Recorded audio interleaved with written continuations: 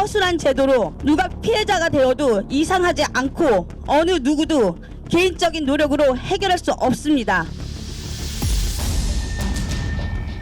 다 젊은 친구들입니다.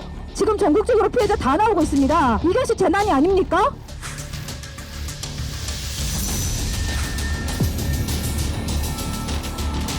저는 전세사기 깡통전세 전국 피해자대책위원회 위원장 맡고 있는 안상미라고 합니다.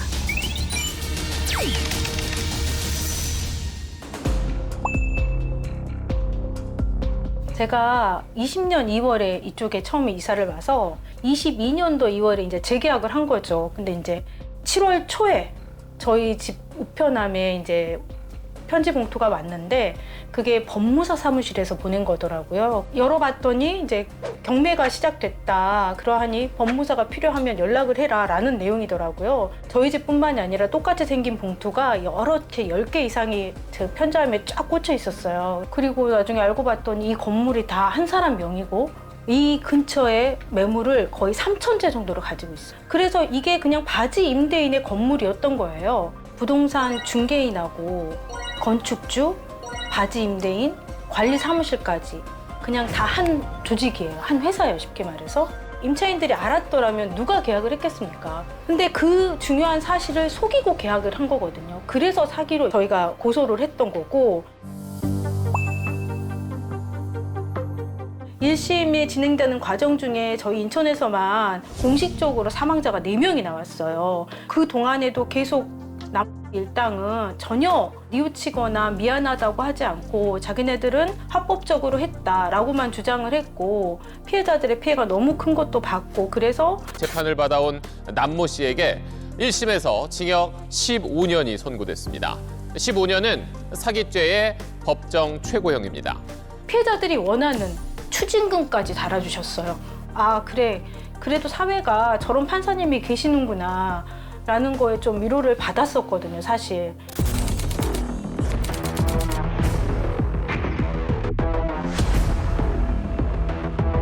근데 이게 2심으로 넘어가가지고 무죄라는 거예요. 이게 말이 안 되잖아요. 피해가 회복될 가능성이 있다는 거예요. 가능성이 없이 저는 지금 3년째 지나가고 있는데 어떤 피해자들은 최우선 변제금이라는 걸 받아요. 소액 임차인이라서. 그럼 그 최우선 변제금을 받았으니까 피해 회복이 됐으니 감형을 해주겠다. 라는 양형사유를 드시더라고요. 그래서 가해자가 준 게 아니잖아요. 나라에서 보장을 해서 준 거잖아요. 그 부분으로 인해서 감형이 되고 이런 부분들을 들었을 때 너무 화가 나서 이게 지금 내가 듣는 게 제대로 듣는 건가? 아 정말 이 나라는 사기 공화국이 맞구나 라는 생각밖에 안 들었어요. 그냥 그날 남을 제외하고는 나머지는 다 풀려났어요. 법원에서는 죄송하다라는 말도 했어요. 누구한테? 판사님한테. 반성한다라고도 했어요. 판사님한테. 사과 전혀 없었어요. 근데 대법원에서도 조차 같은 판결을 했거든요. 그중에 18명의 범죄 단체 조직 2심에서는 처음부터 피해자들의 얘기를 들으려고 하지 않으셨어요. 그리고 뭐 탄원서도 쓰지 말아라 라고 말씀을 하셨고 감형이 나오고 했던 주된 이유가 뭐냐면 사업적으로 자금 흐름이 어려웠던 시기를 특정을 한 거예요. 그게 22년 1월부터 그래서 그때부터 계약을 덜 했다는 거예요. 근데 이게 너무 말이 안 되는 게 이미 다른 물건들이 경매가 다 터지고 이제 못 받고 있는 상황이었고요. 이들이 이게 위험하니까 사람들을 안전하기 위해서 계약을 안 한 게 아니란 말이에요. 이들은 부동산 전문가들이에요. 다 중개사 자격증이 있는 사람들이에요. 그리고 이들의 사업 구조가 보증금을 끌어와서 집을 짓고 보증금을 끌어와서 다른 사업을 하고 보증금을 끌어와서 직원들 월급을 주는 사업 구조예요. 그러면 이 구조에서 보증금이 점점 더 커지지 않으면 손해볼 수밖에 없던 구조를 누구보다도 잘 아는 사람들이 그 사람들이에요. 그런데 다른 집에서 경매가 터진 거를 막았대요. 누군가의 보증금으로 또 막았겠죠? 그랬더니 아 이제 안전하구나.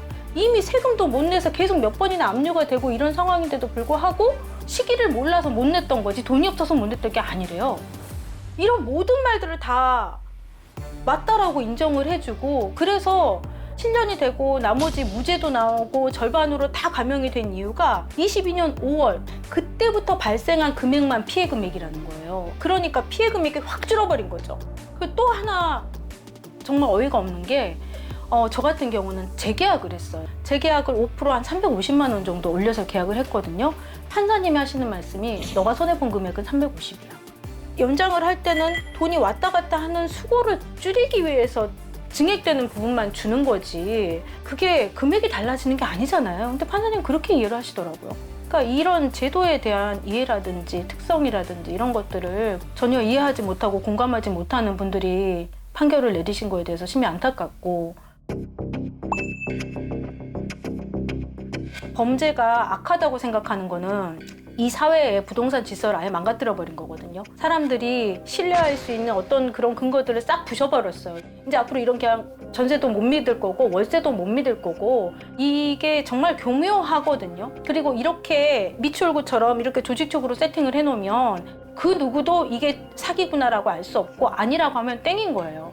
근데 그거를 법원에서 이렇게 계속 해도 돼라고 판결을 해준 거잖아요. 면죄부를 준 거잖아요. 저는 법원도 이제는 질서를 무너뜨리는데 공범이 된 거라고 생각해요. 그런 판결로 인해서 이 나라가 정말 사기 공화국이 되어간다는 거를 저는 절실히 느꼈기 때문에 앞으로 3차가 또 있습니다. 지금 거의 형량이 반토막이 나고 무죄가 나고 있는 이 상황에서 얼마나 그 형량을 줄 수 있을지 의심이에요.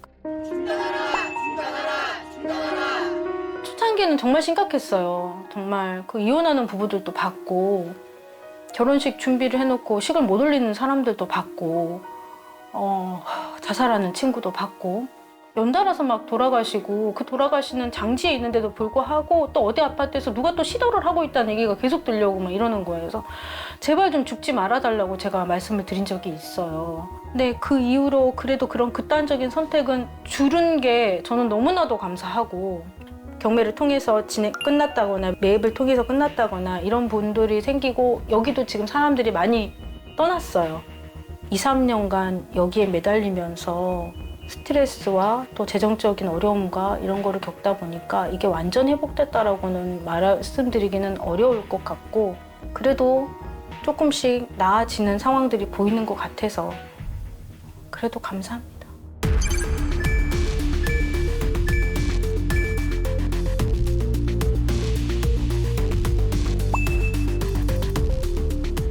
일도 안 된 건 아니에요, 솔직히. 도움이 되긴 됐습니다. 근데 그것도 이제 대상자에 가능한 거죠. 다 받을 수 있는 게 또 아니에요. 저희 미추홀구는 그래도 그나마 다세대가 많아요.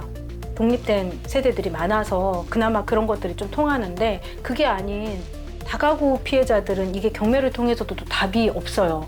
굉장히 변수가 많아서 그런 부분들에 대해서 조금 사각지대가 지금 많은 상황이라서 도움이 되긴 됐으나 일부에 그치고 있다.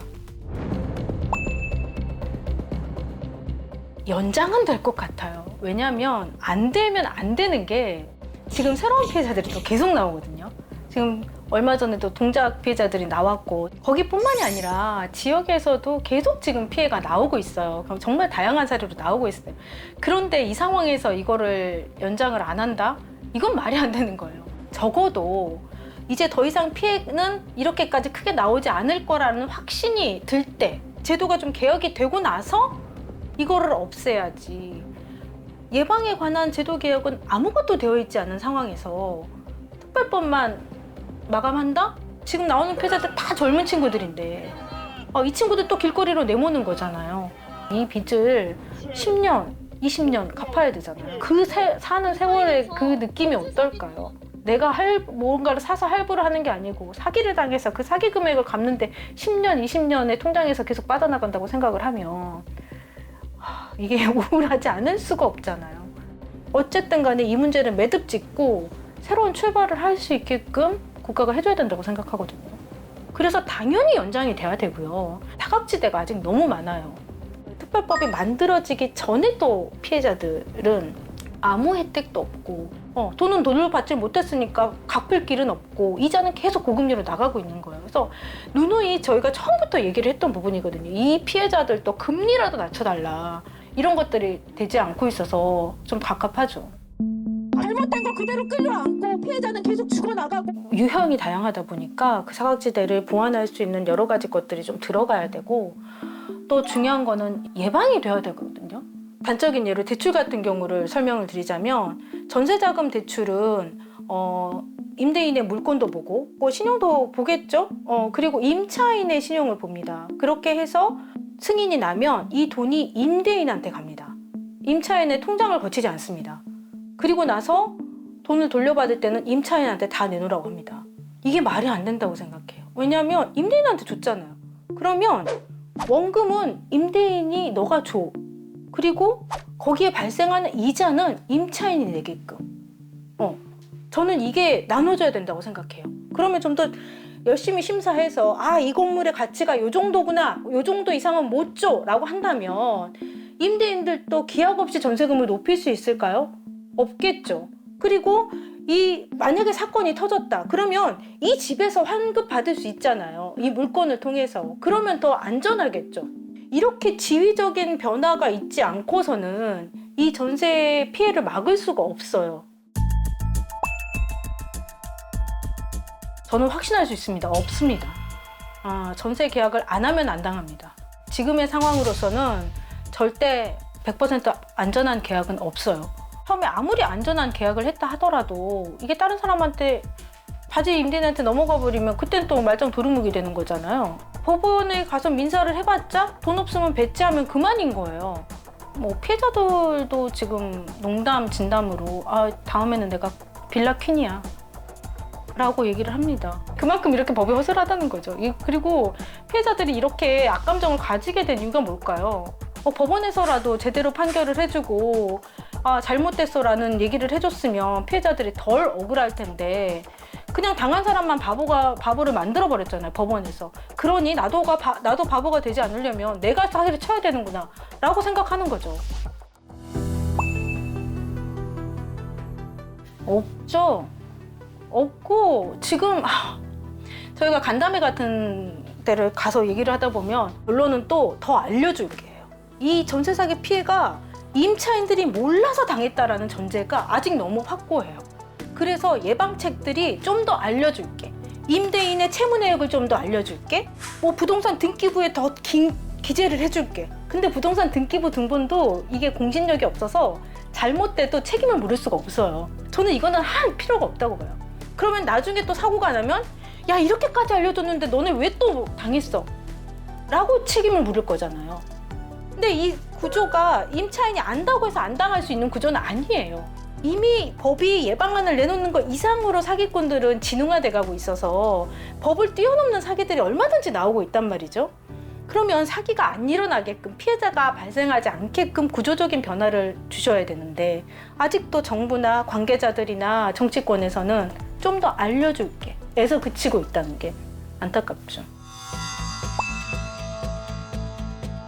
네, 지금은 또 이제 경매가 많이 진행되고 있잖아요. 원래 선순위 세입자들은 경매가 들어가면 대항력이 있기 때문에 낙찰을 받으면 그 보증금을 책임을 줘야 돼요, 낙찰자가. 그래서 선순위 임차인은 피해가 없다라고 생각을 하고 특별법에서도 피해자라고 인정을 안 해요. 왜냐, 선순위 피해자가 있는 물건은 그거를 아는 낙찰꾼들은 입찰을 안 하겠죠. 돈을 다 돌려줘야 되니까. 그러니까 이게 몇백만 원대로 떨어져요. 근데 누군가가 입찰을 합니다. 200만 원에. 그리고 나서 이 임차인한테 돈을 줘야 되잖아요. 몰라, 배째. 이럽니다. 상식을 뒤집는 또 사기가 나오고 있는 거죠. 그럼 너가 한 5천만 원 받고 나갈래? 아니면 그냥 너 알아서 해. 애만 타는 거죠, 뭐. 사기 피해를 당한 금액을 국가가 우선 메꿔주기 때문에 결국 국가가 떠안을 거다라는 그러한 선례를 대한민국이 남길 수는 없는 거 아닌가. 그런 점에서 사실 대다수 국민들이 안타까워하고. 저는 사기의 공범이 국가라고 생각해요. 이 전세 사기를 사기로 본다면 그 공범은 국가와 은행이다. 이런 제도에서 이런 피해가 나올 거를 충분히 예상했음에도 불구하고 그거에 대한 안전장치를 하지 않았고 어기는 사람에 대해서 이렇게 과도하게 또 형벌을 낮춤으로 인해서 더 만연하게 만들었고, 그리고 또 무엇보다 중요한 건 이게 국가에서 전체적으로 일어나고 있는 재난이잖아요. 국민의 재산을 이렇게 위험하게 방치하고 보호해주지 않는다면 저는 국가 존재의 의미가 없다고 생각합니다. 이게 그냥 뭐 개인적인 사기를 왜 국가에서 배상하느냐라는 시선으로 바라보시는 분들이 아직도 많이 계시고, 그런데 저는 이게 단지 몇 명의 피해자들만의 문제가 아니고 이 나라에서 살아가는 국민들이라면 다 연관이 있는 문제이기 때문에 우리가 제대로 알고 우리가 제대로 요구해야지 바뀐다고 생각하고, 나뿐만이 아니라 내 가족, 내 자녀, 내 부모가 안전할 수 있도록 우리 다 관심을 갖고 알아야 된다고 생각합니다. 피해자들은 처음에 사기를 알면 굉장히 자책을 하세요. 그리고 숨어요. 왜냐하면 내 잘못이라는 생각을 은연중에 하기 때문에 그렇지 말라고 말씀드리고 싶어요. 이거는 본인이 잘못한 게 아니고 제도가 어쩔 수 없는 결함 때문에 본인 같은 피해자들이 나온 거니까 절대 숨지 마시고, 저희가 같이 활동하고 있는 세입자 114라는 민변단체가 있습니다. 법적인 문제는 그쪽에 의뢰를 하시면 좀 조언을 얻을 수 있고요. 적극적으로 피해 지원 센터든지 아니면 피해자 단체든지 이런 곳에 좀 문의를 하셔서 같이 해결을 해주셨으면 좋겠어요.